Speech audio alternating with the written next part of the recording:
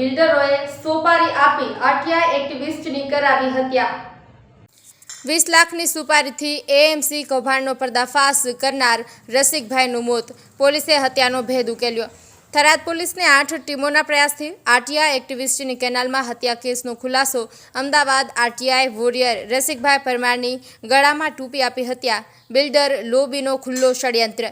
કેનાલમાંથી મળ્યા મૃતદેહ પછી થરાદ પોલીસે ઉકેલ્યો આરટીઆઈ એક્ટિવિસ્ટના મર્ડરનો ભેદ।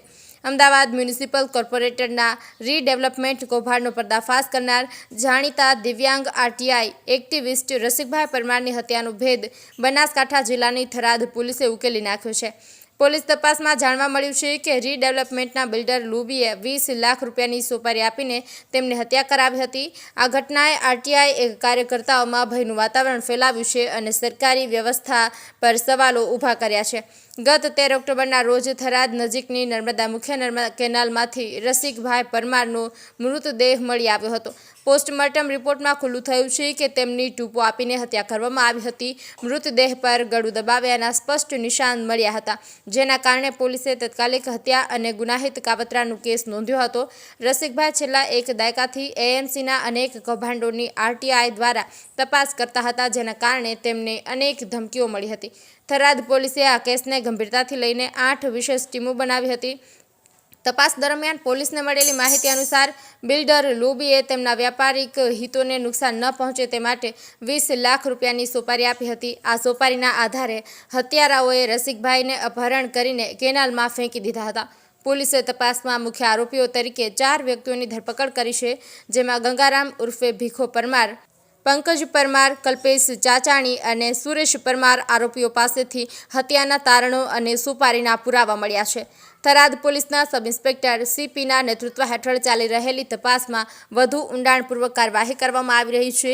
પોલીસે જણાવ્યું છે કે આરોપીઓ વધુ કોઈ હત્યાના કેસમાં સામેલ છે કે નહીં તેની તપાસ કરી રહ્યા છીએ। બિલ્ડર લોબીના અન્ય સભ્યો અને સંબંધિત વ્યક્તિઓની ધરપકડ કરવાની કાર્યવાહી ચાલુ છે। આ ઘટના પછી આરટીઆઈ કાર્યકર્તાઓ અને સમાજસેવીઓએ વ્યાપક વિરોધ નોંધાવ્યો છે અને આરટીઆઈ કાયદાની સુરક્ષા માટે કડક કાયદા બનાવવાની માંગ કરી છે। આ હત્યા એક વ્યક્તિનું અંત નથી, પરંતુ લોકશાહી અને પારદર્શિતાની લડતનું પ્રતીક છે। થરાદ પોલીસની આ કાર્યક્ષમતા પ્રશંસનીય છે, પરંતુ આવા કેસોને રોકવા માટે સમગ્ર વ્યવસ્થામાં સુધારા જરૂરી છે। હરગોવન ચૌહાણ। થરાદ પોલીસને એવી જાણ થાય છે કે ભાઈ નર્મદાની કેનાલમાં એક ડેડ બોડી મળે છે, એટલે પોલીસ તાત્કાલિક થરાદની પોલીસ તાત્કાલિક ત્યાં પહોંચે છે અને ડેડ બોડી જોઈ છે। એટલે પ્રથમ દ્રષ્ટિએ ગળાના ભાગે કાપા હોય છે, એટલે પોલીસને ડાઉટ જાય છે। એટલે પોલીસ સૌપ્રથમ તો એ ડેડ બોડીને ત્યાં પીએમ માટે લઈ જાય છે અને પીએમ દરમિયાન એવું મતલબ ખબર પડે છે કે આ મતલબ કુદરતી મોત નથી, આત્મહત્યા નથી, આ ખરેખર મર્ડર છે।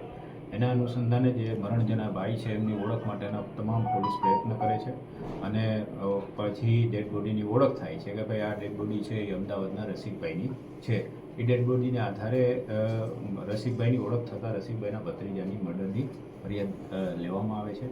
ફરિયાદ દીધા પછી અમારા વાવ થરાદના પોલીસ અધિક્ષક સાહેબ શ્રી તરૈયા સાહેબની સૂચનાથી અને તાત્કાલિક આ ગુનો ડિટેક્ટ કરવા માટે થઈને અલગ અલગ એસપી સાહેબની સૂચના પ્રમાણે 8 ટીમોનું ગઠન કરવામાં આવે છે અને અમારા technical surveillance, mobile cell tower લોકેશનો ટ્રેસ કરવા માટે અને સીસીટીવી ફૂટેજ અને બધા હ્યુમન રિસોર્સિસને આધારે અમે જેમ બને એમ જલ્દીથી આ ગુનો શોધવા માટેના તમામ પ્રયત્ન કરીએ છીએ।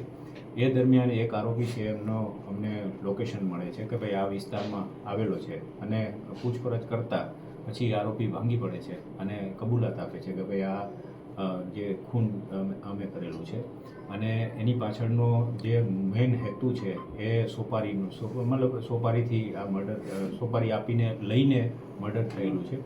એ જે મરણ જનાર ભાઈ છે રસિકભાઈ, એ પોતે આરટીઆઈ એક્ટિવિસ્ટ છે અને જુદી જુદી મતલબ જે જગ્યાએ ભ્રષ્ટાચાર થતો હોય તે જગ્યાએ પોતે અરજી કરી અને ભ્રષ્ટાચાર ખુલ્લો પાડતો હોય છે। આ બનાવના કેસની અંદર બિલ્ડર લોબી છે કે જે લોકો જે રીડેવલપમેન્ટ થયું, જે ઝૂંપડપટ્ટી અથવા જે વસાહતોને તોડી નાખવામાં આવેલી અને એ લોકોને જે નવી જગ્યાએ સરકારશ્રીના આવાસ યોજના પ્રમાણે નવા મકાનો જે આપતા હતા, તો આ જે આરોપીઓ છે એ આરોપીઓ છે એ બોગસ મતલબ જેની ઝૂંપડપટ્ટી તૂટી ગઈ એવા લોકોને ના મળે અને એ સિવાયના ભૂતિયા મતલબ ગ્રાહકો ઊભા કરી અને આખી એક સ્કીમ ચલાવતા હતા કે જેના હિસાબે જે ખરેખર જેની ઝૂંપડપટ્ટી તૂટી જાય એને મકાન ન મળે, પણ બીજા કોઈ જે ત્રાહિત હોય જેનું કંઈ લેવા દેવાના હોય એવા વ્યક્તિને એનું આખું કોઈક ષડયંત્ર ચાલતું હતું. એ ષડયંત્રનો પર્દાફાશ આ ભાઈ જે આપણા મરણ જનાર જેનું ખૂન થઈ ગયું છે એ ભાઈ પોતે કરતા હતા અને એ આડખીલી રૂપ બનતા હતા. આવા કારણોસર આમ રસિકભાઈ છે એ આવી રીતે આડખીલી રૂપ ના થાય એટલે એનો કાંટો કાઢી નાખવા માટે પૂર્વ આયોજિત કાવતરું કરવામાં આવે છે. પૂર્વ આયોજિત કાવતરાના ભાગરૂપે આખી એક ટોળકી બને છે. એમાં રિક્ષા ડ્રાઈવર છે, રિક્ષા લઈને સમી સુધી જાય છે, ત્યાંથી પછી આગળ જાય છે અને પછી રસ્તામાં એમને રિક્ષાવાળાની સાથે એક અમારો જે બીજો આરોપી છે, સહ આરોપી, એમની સાથે થઈ અને આ લોકો ગળે ટૂંકો આપી દે છે અને પછી ડેડ બોડીનો આ કેનાલની અંદર ફેંકી દે છે અને એમનો મોબાઈલ પણ ફેંકી દે છે.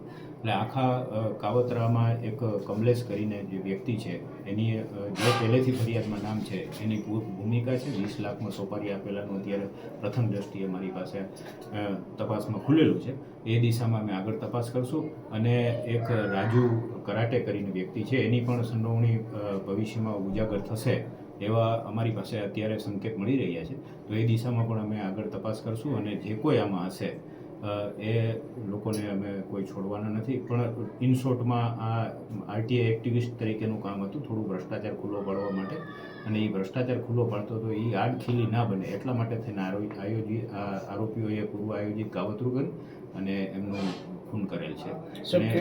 કેટલા આરોપીઓ કુલ હતા અને કઈ જગ્યાએ અત્યારે અમે 4 આરોપી પકડી લીધા છે અને બાકીના જે આરોપીઓ છે જે તપાસમાં નીકળશે એને પકડવાના બાકી છે. જે કમલેશ છે એમને પકડવાનું બાકી છે. રાજુ કરાટે જેનું નામ છે એની પણ તપાસ કરીને પછી આગળ એના પુરાવા એકઠા કરીને અમે આગળ કાર્યવાહી કરીશું.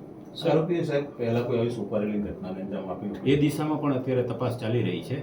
જે આરોપીઓ છે એમાંથી જે રાજુ કરાટે છે એનો ગુનાહિત ઇતિહાસ છે, પણ આ દિશામાં હજી એના શું સંડોવણી છે એ ઉજાગર કમલેશ જ્યારે આવશે પછી આગળ તપાસમાં ખુલશે.